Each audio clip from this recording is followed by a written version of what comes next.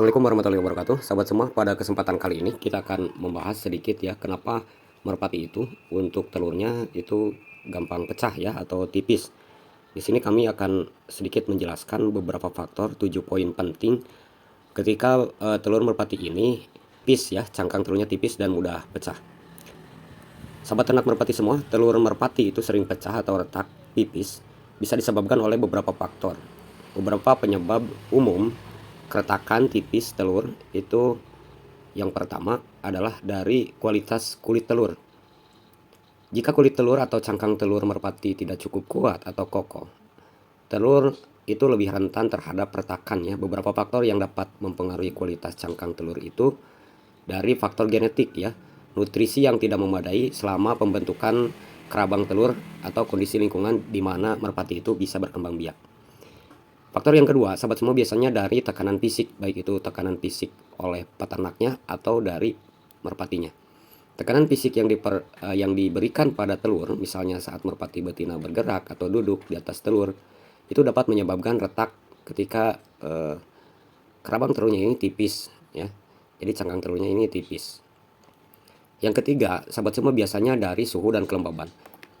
Faktor fluktuasi suhu dan kelembaban yang signifikan dalam lingkungan di sekitar sarang itu dapat menyebabkan juga kontraksi dan ekspansi cangkang telur atau kerabang telur ini dapat memicu retakan tipis pada cangkang telur.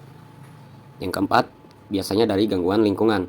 Faktor-faktor yang tidak kalah penting, lingkungan yang mengganggu seperti getaran, goyangan, kebisingan yang berlebihan itu dapat mengakibatkan retakan tipis pada kerabang telurnya. Yang kelima, sahabat semua, biasanya dari penyakit atau infeksi. Beberapa kondisi kesehatan yang buruk pada merpati betina itu dapat mempengaruhi juga kualitas telur yang dihasilkan, termasuk dari kekuatan cangkang telurnya. Penyakit atau infeksi pada merpati betina itu sangat mengganggu ya dalam pembentukan kerabang telur. Nah, yang keenam, sahabat semua, yang harus kita perhatikan jika merpati itu sudah tua, biasanya kekurangan daripada kalsium atau kehilangan kalsium. Kalsium ini adalah komponen yang penting dalam membentukkan cangkang telur yang kuat gitu ya.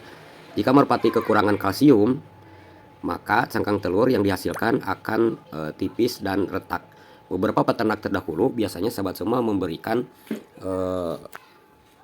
gabah ya, gabah padi itu biasanya katanya untuk agar telur merpati ini lebih tebal.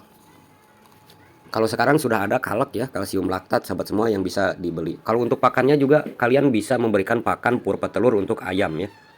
Nah, yang terakhir adalah kondisi peralatan sarang ya. Jika sarang atau tempat di mana merpati itu berkembang biak tipis, itu bisa menyebabkan telur tidak memberikan perlindungan ya yang cukup sarangnya kepada telur kita, kepada telur indukan merpati.